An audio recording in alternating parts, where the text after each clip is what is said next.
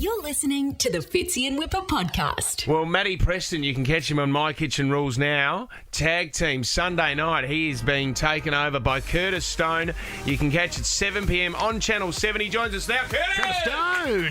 What's going on, guys? Mate, good to have you on the show. We just found out, Curtis, that you've been in the country for quite a while. Is that correct? I've been here for 2 months with my family. We've been travelling around and I'm reminding the kids that they're half Aussies, which has been a lot of fun. Yeah, I mean, you've been campaigning for a while. You've convinced your wife. Have you got it over the line, Curtis? Come on, mate, you're working hard. No. Oh, not over the line. damn. You need another month, mate. It must be going well, though. Like, you know, you must be chipping away at it. I mean, what else can a man do? I took her from the Daintree to Bruny Island. It's literally from one tip of the east coast to the other of Australia. It showed her all of the wealth of beauty that we have here. And sadly, I'm still getting back on a plane tonight to go back to Los I read a lovely article the other day about you and your wife, Lindsay. Is it true that you pretended to like whiskey just to win her over? Is that correct? Oh, it gives me the worst heartburn. And, you know, our very first date, I met her in a bar. Well, it was a blind date, so I was waiting for her. She was running a little late. 43 minutes to be precise. I mean, who's counting? When she arrived, I was on my second glass of rosé, and she walked up to the bar, and the bartender said, "What would you like to drink?" And she answered him by saying, "What single malts do you have?" And he listed a few, and she said, "I'll take an Oban neat, thanks." Beautiful. And I just sat there, and then the bartender sort of looked at me with a little smirk on his face and said, "Another glass of rosé, mate?" Curtis, No. you say You had to man up. You say blind date. Did you know who she was, though? Obviously, because she's a big actress. Had you watched 90210?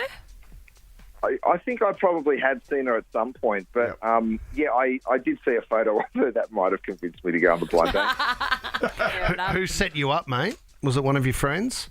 Yeah, friends from New York. What a great... And Very did the cool. first kiss happen at the bar that night after a couple of single malts? Well, it was dinner, and I was just sitting in the bar until she arrived, and then we had a nice dinner,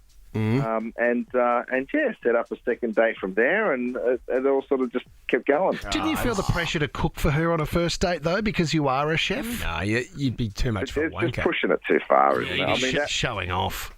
Yeah, exactly. I mean, I might have made her a whiskey chocolate mousse on the second date. He's so good. That's smooth, isn't it? That is magnificent. Really smooth. With a bit of heartburn. We did have Preston on last week, and you are taking over from Matty on Sunday night on My Kitchen Rules, and we asked him about if he was on death row, you're in the electric chair, you get one last meal. This is what Preston had to say.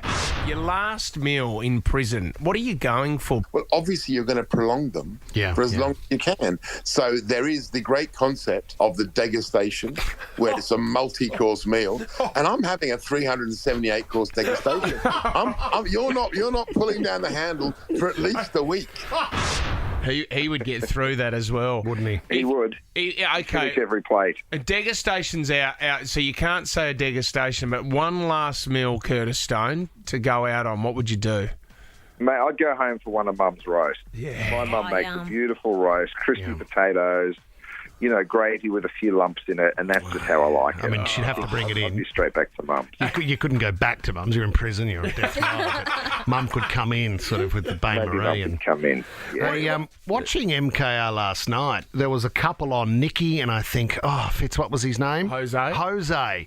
And they did something quite basic. They had the paella, which was beautiful, and then they did, what was it for dessert, Fitz? Churros, that's right. yum. And they couldn't get the chocolate sauce right, which is such a crucial part. Did you see with their performance last night, Curtis? I know exactly what they cooked, and it is a simple. That's the risk of doing simple food. When you're going to go simple like that, it's got to be spot on. And you're right, that chocolate sauce dipped in the churro with the cinnamon and that little hint of sweetness. She looked angry. Yeah, I know she does. She looks like someone you wouldn't want to upset. No, spot on. She looked furious, in fact. But yeah, you're right though. When you're trying to do something basic, you've got to nail the basic, or you can forget moving forward. Exactly. Oh. Have you got a favourite? Who do you think's going to win it? Oh, God. It's really, really hard. At this stage, I don't know. Because you know what? The first meals that they cook, Curtis, you are fighting for your life. This is the thing. So if they're not impressing on their first meal, I don't know how they can progress into the competition because that's their signature dish. Yeah, not a bad observation. They're in their familiar setting of their home, and then the next thing that happens is they, of course, move to MKR HQ. So it's a bit more daunting when you're cooking in an unfamiliar kitchen, and that's where I take the reins over there in HQ from Matt, and it's a lot of fun. You're going to have to tune in for the last few. Curtis, can you give us a bit of an update just on your travels for the last 2 months? Can you give us a highlight of the trip the whole family's enjoyed, or has something gone wrong, or the kids have loved it, or...